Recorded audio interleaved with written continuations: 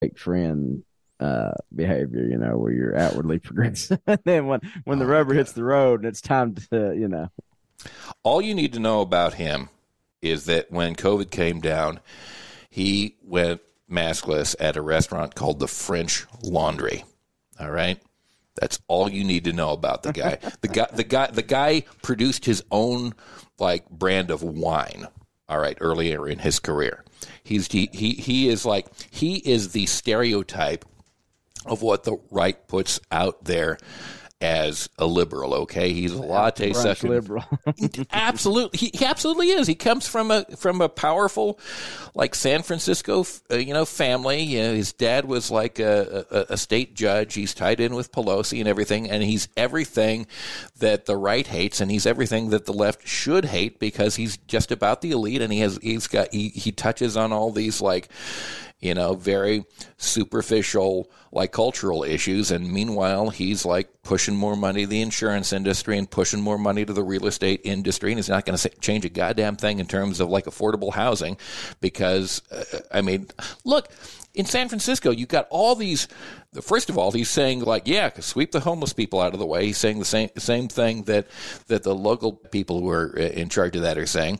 We got like in the Bay Area all these empty office places because people are working more from home now, and the logical thing to do, of course, would be take some of this housing, take some of this office space and turn it into housing. I mean, you've got all these homeless people.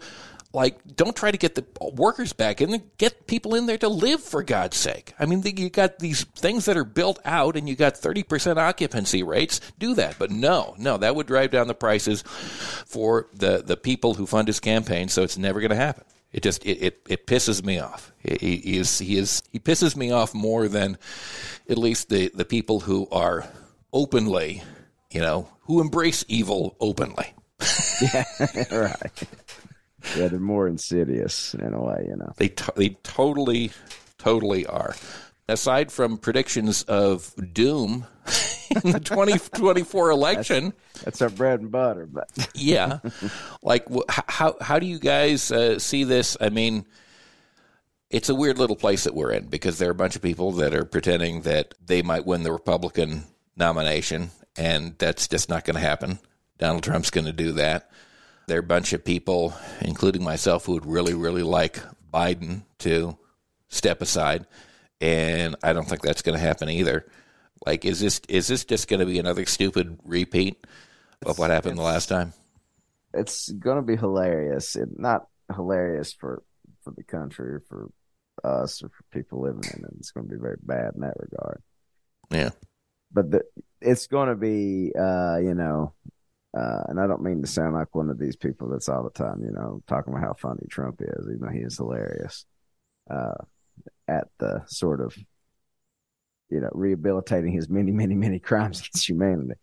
Yeah. But it is going to be the dumbest election. and I just thought it was, 2020 was unimpeachable in that regard. But yeah. This is going to eclipse that. The fact that 2020 was like the election that like just the most sort of unbelievable outcome. If I would have told you in 2014 what was around the bend, and we're just going to do it again. Yeah.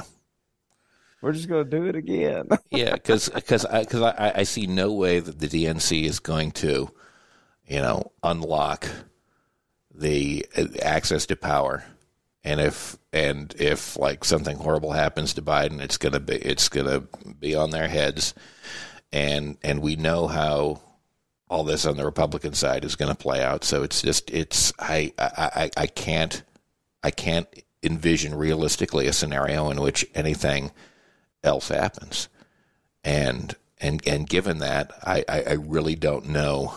I mean, we've seen both scenarios before. We know what happens when Trump wins because we lived through that, and we know what happens when Biden wins because we're living through that. And neither scenario is very good. It's not very good. No. It's it's just been the strangest time. But in a way, now there's like just this. I guess because the sort of nascent Bernie movement has been, Mm. um, sort of trying to think of the right adjective because I don't want to you know denigrate anybody that works in that or anything like that. But like for all intents and purposes, it is not what it used to be. It's kind of petered out, hasn't it? Yeah. And so like there was always sort of that hope that something would shake out like that. Mm. And now it's just like we've been transported to this time where we don't even believe really that good things can happen. Yeah. You know what I mean? Like I don't know, like let's take the student loan thing for example. Yeah. Biden runs on, it starts out he's going to cancel student loans, and then he's going to cancel a portion of student loans, and then it turns out he's going to, it's going to go before the Supreme Court, and if it passes muster there, then it's going to come back, and we'll get it done. He really knows how to manage expectations, doesn't he? And we're down to slightly more convenient repayment options from forgiveness. Jesus. Yeah. You know what I mean? Yeah. And that's what these people do. And fuck them. I hope they all die and rot in hell. I'm sorry. Yeah. That's not very Quaker of me, but well, that's you haven't been to services yet. yeah. Once you go there, you'll be okay. Yeah. But yeah, it's just I don't know, man. It's the extraction of any hope, and then to just have it done in the dumbest theater with the dumbest characters alive is just it's maddening in a way. But yeah. Yeah, I'm scanning the horizon to see if like something else hopeful is coming. I haven't seen it yet. It seems like Bernie was a fairly unique thing because I'm not at this point looking to the squad for any great new hope. I mean, Nah, it seemed like they were like sort of our best hope going forward, and they've kind of been disappointing. It was kind of cool that Jamal Bowman pulled the fire alarm in order to slow down the vote the other day. Did you catch that? Yeah, I love the man committed a crime. I know. It's like, I mean, I guess you do what you got to do. I'm gonna go yell fire in a crowded theater. In a crowded chamber of commerce. Yeah. Yeah. Follow the example of Congressman Bowman. but still, I mean, yeah. I mean, they're in this kind of circumscribed place, and they're not willing to take it to the next step. And they're just kind of like set aside there as a symbol, and it's just it's depressing because you thought at the beginning, well, wow, there's another avowed socialist in Congress, and there's another, and maybe this will actually change something, and it doesn't seem to be the case. Well, it seemed like for a while that it was at least possible that the Democrats with the squad and with the the sort of Bernie strategy of running these, varying degrees of left candidates in these insurgent campaigns, and a number of them successful. But it seemed for a while like they weren't going to get totally absorbed into the mainstream of the party in the same way that the Tea Party kind of did on the right. Right. It seemed like the Tea Party movement that produced, Rand Paul and others, kind of had that moment where it was like, okay, they're going to go in there and this is going to, and not in a good way for us, certainly. Mm-hmm. But then eventually they just kind of got absorbed into the mainstream of the party. And, Rand Paul and some of these guys, occasionally butt their party, but for the most part, most part, they do the John McCain thing where, okay, when it all comes down, we're all just going to be in lockstep on this. They're pretty good at that, yeah. The Democrats are not quite as good at that, but they have managed to, just sort of absorb the AOCs and so forth into the mainstream of the party now. I'm so frustrated with Biden.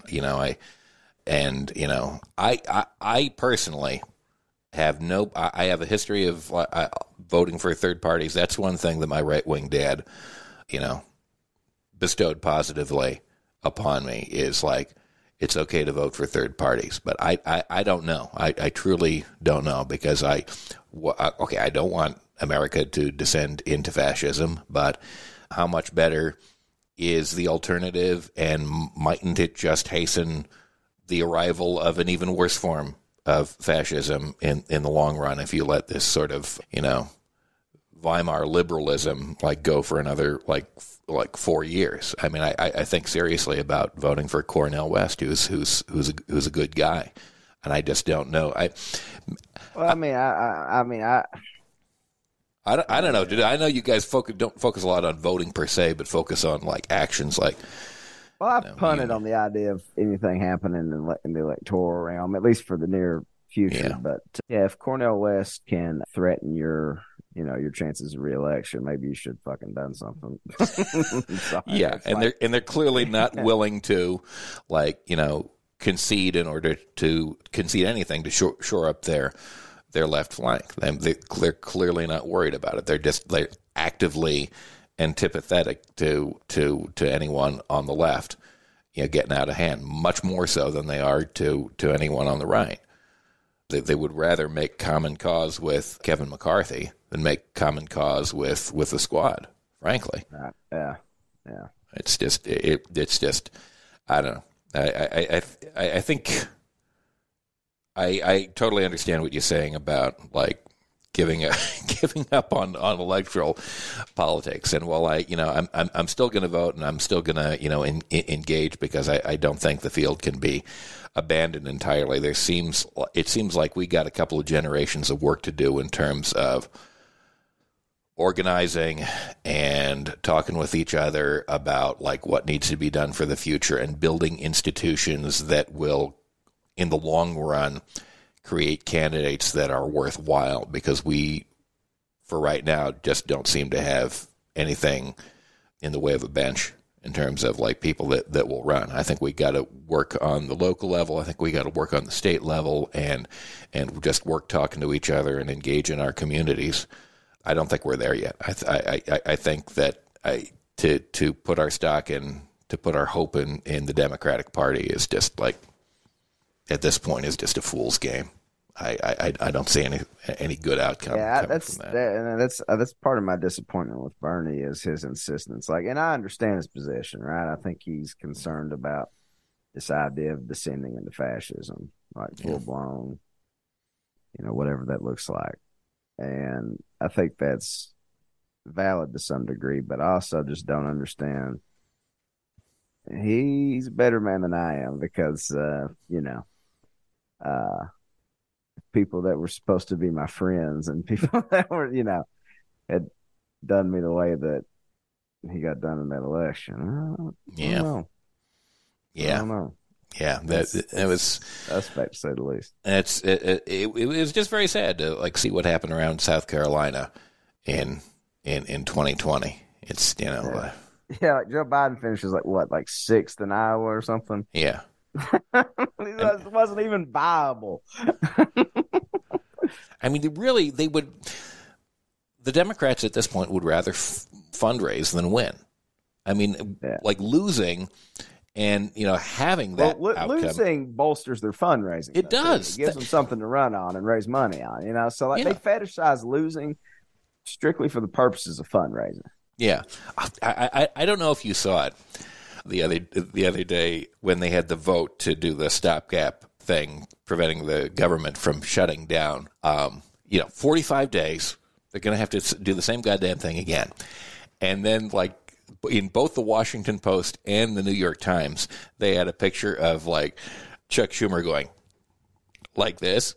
Oh, I thought 2 thumbs up. This is God, this guy this is the greatest victory ever. We get 45 more days of nonsense until we have to go through all this bullshit again.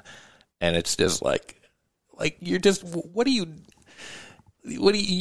say that we got to fight against fascism, which we do, but really like fascism would, as long as it's a fascism in which you can be included